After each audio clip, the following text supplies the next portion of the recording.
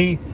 Good afternoon. I'd like to welcome you back to another edition of the Foul Playland. As always, I am Sir Foul Player of Brooklyn, coming at you live from the. I'm actually using my phone for my GPS. I'm gonna be doing two streams, one right after the other, more likely than not, and I'm doing that because of the fact that I'm using my GPS for from my phone while streaming. Not sure how good the quality of the streams are going to be, or how well I'm going to be able to read the comments. It's also raining too, so I got to be vigilant. Morons driving erratically in this highly pressurized world in the Garden State as well. But I hope you guys had a wonderful weekend. Happy Father's Day to all the great fathers from past and present. I hope you dads got to kick your feet up at the very least and were able to feel appreciated. Moving on to the main topics at hand, one thing that I'm going to be covering on this channel. In 5 miles, continue on Garden State Parkway South. Pardon self also too, whenever you hear the GPS. I'm heading to the Jersey Shore as we speak, but not to party. It's actually, like I said, raining, dreary, but doing a little maneuver out there. And if you do happen to hear the GPS in the background, I mean, just have to bear with it momentarily. Again, I'm going to be doing two streams, one right after the other, and this is more of a test run on how I'm going to be doing this while I'm driving. But if you guys have been under a rock, I'm going to be doing like a brief rundown of the events of this past weekend and leading into the weekend. Hi, Mr. Scarecrow. How are you? I'm doing excellent. Thank you for coming through. But a story that probably the least important story was the fact, not the least important because it's wrapped up as far as the capture of the Minnesota politically motivated assassin that happened to end the life of a Minnesota politician and her husband. This guy had evaded the law this past weekend. I think he did it on Saturday, and he was able to evade the law up until last night. The least important aspect of that is that he's been captured. I guess. Watch out, vehicle on shoulder ahead. It's still being shown as kind of like political violence, which in essence it is, because a politician was injured. There were also two people that were shot besides this Minnesota female politician whose life was ended, in addition to her husband. The one noteworthy thing in that is, although I haven't looked up any facts or aspects of the capture of her husband because I was preparing for my trip this morning, but I did see that he was captured this morning or last night. They had one photo of the guy looking like kind of like astonished. Didn't really look like he was living in the rough while trying to avoid the authorities and successfully evading capture. You would expect somebody like that to be covered in bushes. But the one picture they showed of him, he just looked like a standard uncle. And that's the most of what I got as far as the fact that besides that he's been captured. But a lot of that story with that Minnesota shooting, like a lot of these shootings, just whether that's because the stories change as they're happening, or a lot of times we look at all these things with a degree of suspicion, but this Minnesota incident that happened was par for the course as far as people having a lot of suspicion with how things played out. The fact that the shooter was able to kind of blend in with the police that he encountered by way of using a prosthetic mask. And, in 1 mile, it just seemed like use the left 3 lanes to continue on Garden State Parkway South. Weren't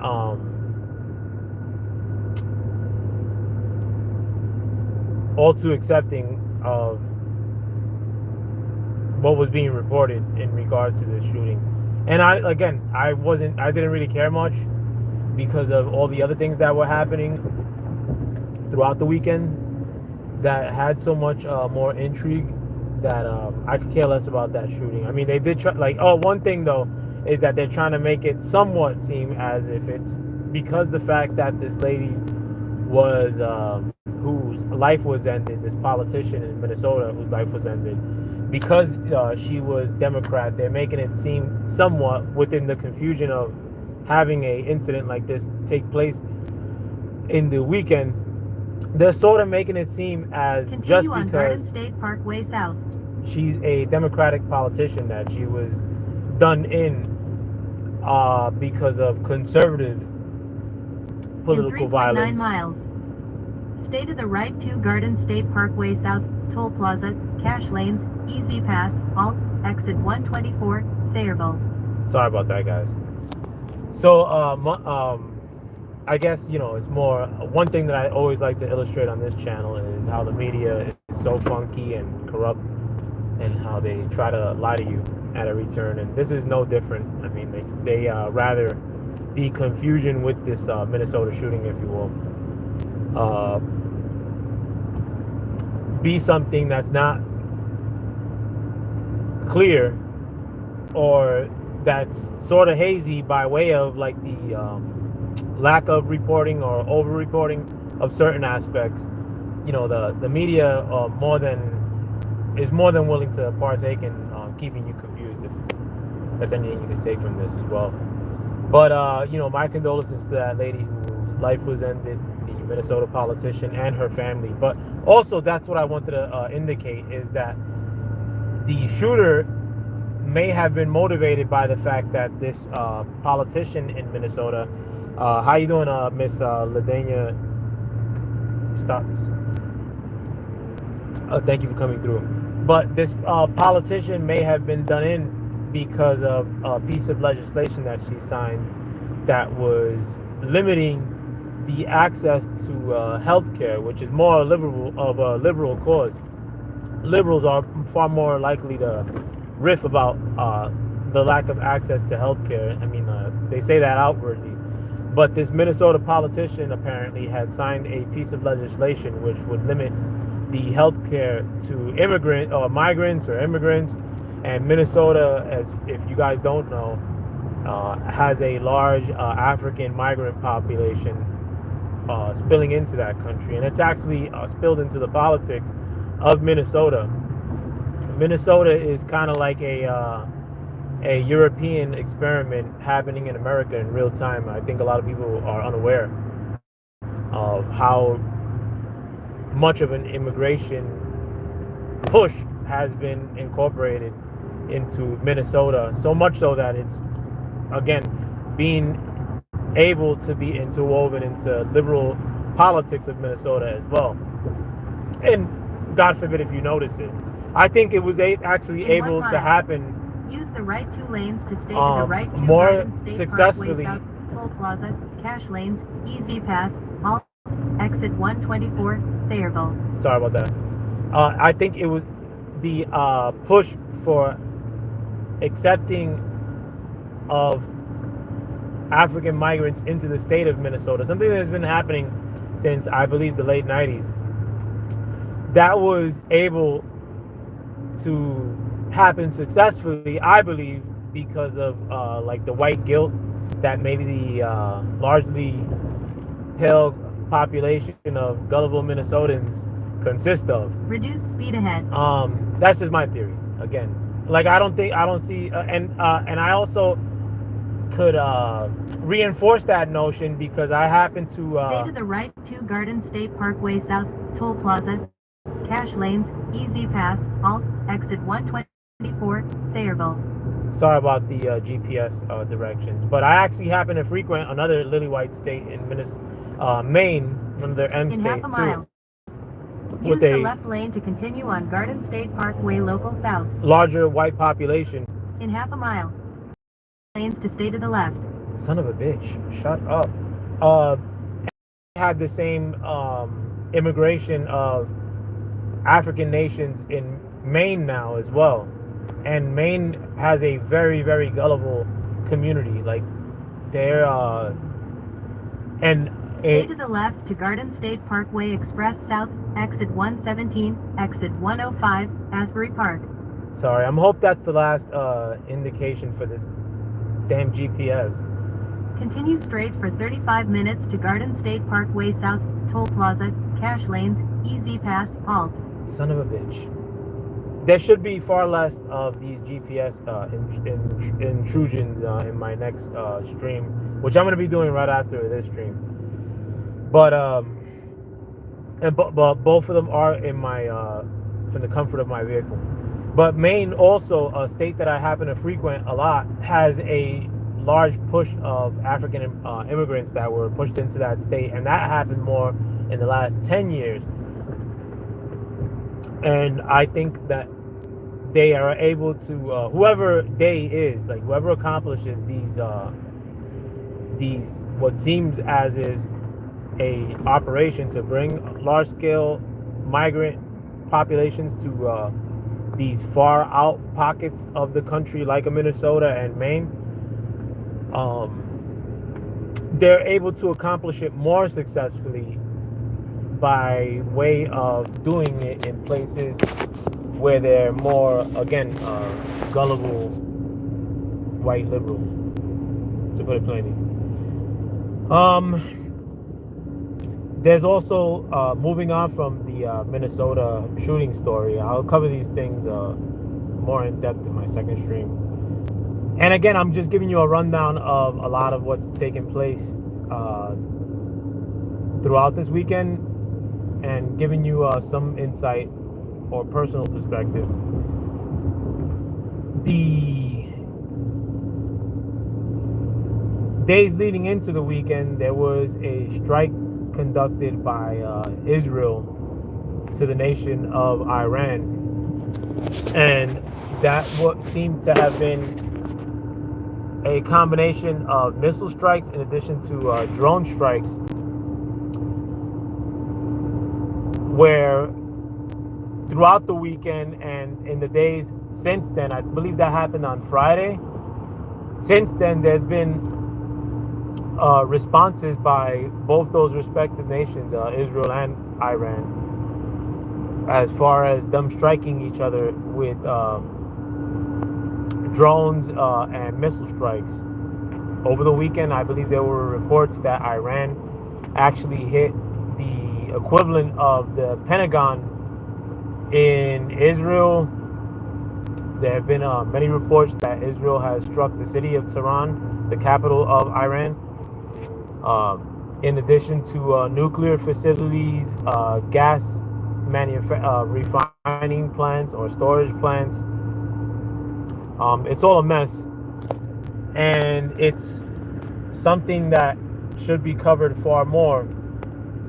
And honestly, I'm a censorship hawk. I feel that touching on certain countries in the Middle East doesn't help the channel that often, and I have to dance around certain subjects. The one thing I will say is that the potential for a world war is vastly escalated than it was just this past week because of this situation between Iran and Israel. There's been a lot of saber rattling. The statements that were given by the White House was that the support of Israel will continue as far as, but it hasn't like there were some reports that America shot down missiles that were sent from Iran to Israel. How true that is, I'm not sure. This is the fog of war too. I mean, like, there's no reports that are accurate in wartime settings. In addition to the fact that you also have to navigate a large degree of propaganda that happens in a wartime setting, only confusing things more. Having said that, though, the one thing that is really pertinent with that situation in the Middle East is that it is the biggest threat of wide-scale world war happening in the world throughout. So it's just something to keep your eye on. I mean, and on top of that too, I mean, a lot of these nations have entered into America. If you're American, a lot of these nations have entered into America, and there's been sort of a disdain for Americans as far as from the extreme Muslim world, because I know a lot of Muslims and none of them are extreme. I mean, almost every Muslim that I met in the real world has never been extreme. Has never been uptight about their religion. The only ones have been in recent history in a college setting, and that's all females that get butthurt about the religious talk, and I guess they've been sort of feel like they're sequestered in a college setting, like where certain topics can't be touched upon. But besides that, most Arabs that I've met aren't extreme. However, like, there are pockets of extreme radical Muslims, like there are in every religion, and the fact that so many people have entered America should give Americans pause, because of the potential of bad things happening by rogue actors, like people that may feel that America is responsible for something that happens abroad. Again, it's just something we have to all keep our eyes on. Trump has stated to Iran that they'll have hell to pay pretty much if they were to strike America.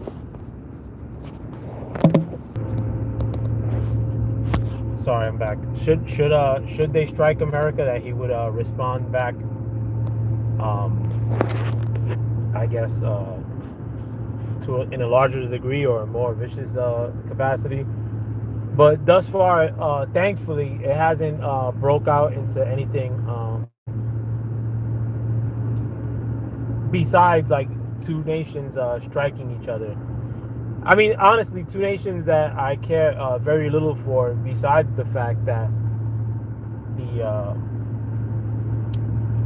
what they potentially could drag the rest of the world into. And again, we're entering into a new time. Like, there are more people like kind of like waking up to what things really are like in 2025. And it's also kind of sad that we're at the brink of a large-scale war simultaneously. But that also, the latter gives me more hope than World War gives me any fear, if you will. And I hope you guys also feel the same way. I hope you guys during any time are more hopeful than fearful. But in spite of the fact that a World War III scenario could break out and was potentially popping off throughout the weekend, the mainstream media in America had chosen to cover the No Kings protests that were happening throughout the country on this Saturday. If you guys aren't aware that there were large-scale demonstrations happening in America, throughout North America, I predicted that not many of them would have over 10,000 people, or none of them would have over 10,000 people. There seemed to have been one or two that probably had just about 10,000 people, but by and large, it was basically a show of force of people who don't like Trump and are willing to assemble in person. The videos that I showed on my channel of those demonstrations, I guess one of them that was happening in DC was sort of like a counter protest to a parade that Trump had on the same day, Saturday, which was celebrating the U.S. Army's 250th birthday. But these protests for the No Kings movement, or protest that was happening on this Saturday, were seemingly just a anti-Trump protest in liberal cities. Again, I showed the one in Washington, D.C. that was sort of a counter-protest to the Army protest, and it was largely attended by liberals, white women, young liberals, and old liberals. But I also saw that in other showings in D.C. I mean, they had one in Georgia, they had one in Portland, in New York. By and large, the biggest attendees of these protests, maybe to exclude Los Angeles, but Los Angeles also has a large white liberal presence. But everywhere you see these protests, whether that be anti-ICE protest happening in Los Angeles, which now got corporatized for the Saturday No Kings protest that was happening this Saturday throughout the country, it just seems like it's a I don't like Trump protest, if you will. And again, a lot of that, I don't like Trump as my a lot of people that carry themselves with their moral compass constantly being a complaint about Trump and fear-mongering about Trump are in 2025 largely getting dismissed. It's kind of a played out conversation to be having over and over and over. And these demonstrations were just that.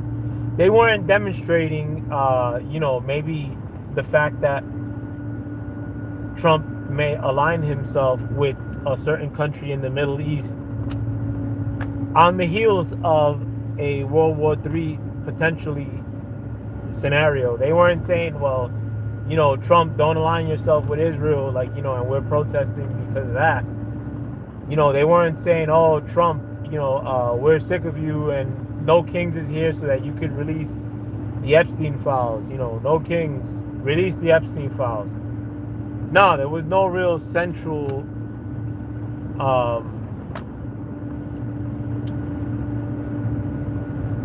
thing that they're advocating for outside of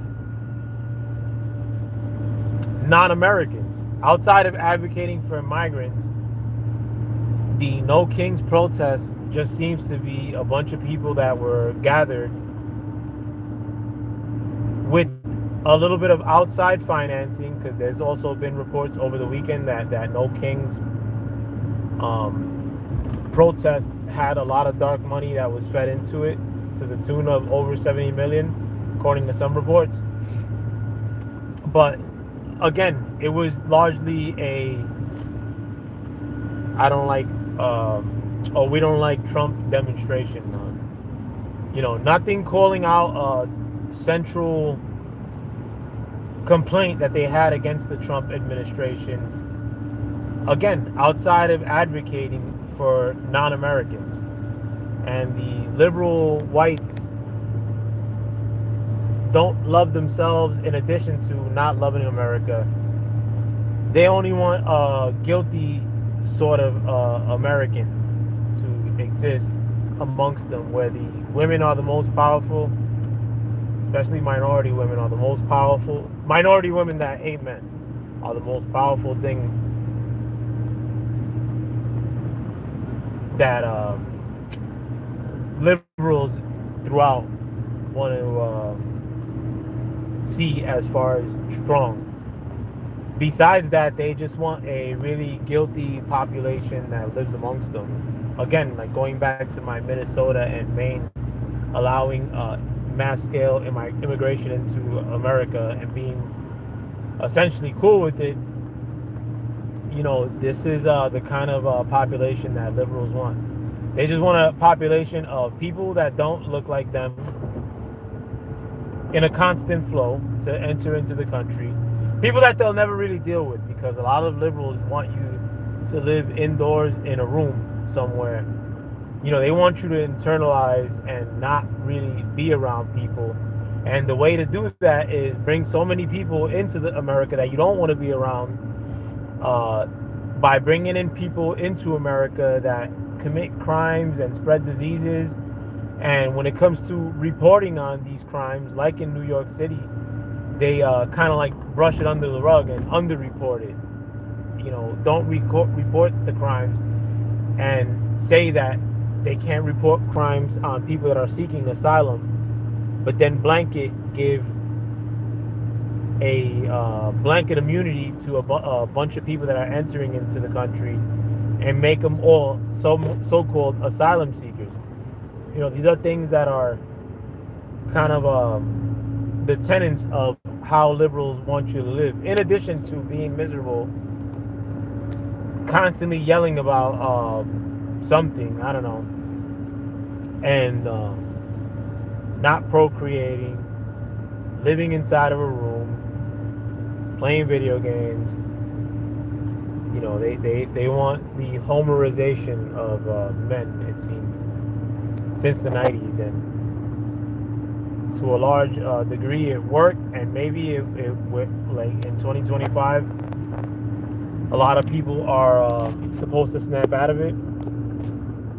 It seems as though a complaining class of people are the biggest deterrent in wide scale, I guess, realization of what's really happening throughout the world.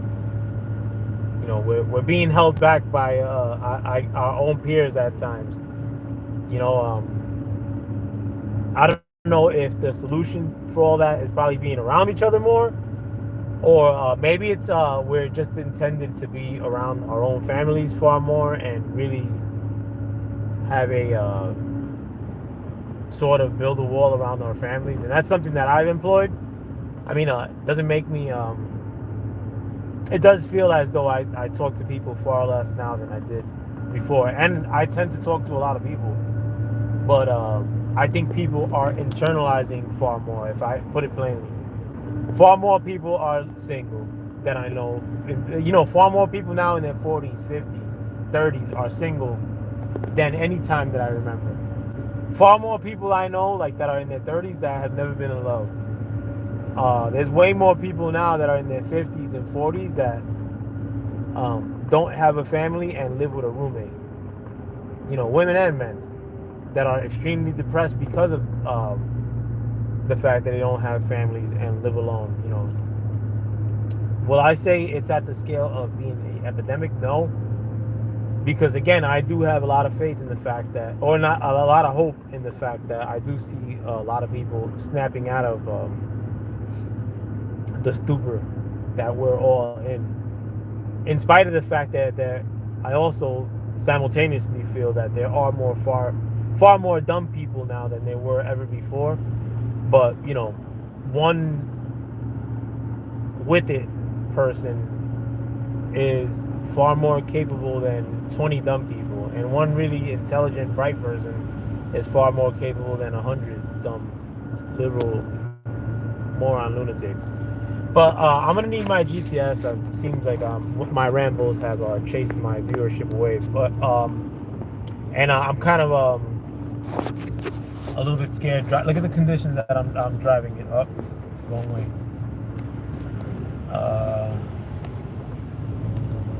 Why is my shit not working? Nah, whatever. I'm driving in rainy conditions. To put it plainly. But So, and I'm getting to my first destination. Police reported ahead. Soon. See, and the muskers are out and about too. Police reported ahead. So I'm gonna leave my phone for a while and use it solely for GPS. Thank you guys for coming back. But let me tell you, I will be streaming in about within the hour. I'm gonna start my new stream. It's gonna be far less GPS interruptions. If you guys heard that while I was streaming in this last half hour, I do apologize. Again, I'm getting a lot more traction on this channel than ever before, thankfully. And I 100% humbled by that fact. Please help me by liking, sharing, subscribing to this channel, because the YouTube algorithm is not doing your boy any favors. They don't like conservative so-called minorities speaking on, or what they feel are conservatives. So I'm not really that conservative. I mean, but they really don't like that perspective in the YouTube streets. And algorithmically, I've always feel like I've been kiboshed. But the fact that people are actually watching my channel a little bit more helps me defeat that algorithm. So do help me defeat that algorithm, if that's the one message you could take away from this. I'm gonna be streaming again with far less GPS interruptions within the hour. So do come back, and thank you for stepping into the Foul Play Land with me. As always, I am Sir Foul Player of Brooklyn, New York City. Thank you for stepping into the Foul Play Land with me. With that, I'm out. Peace.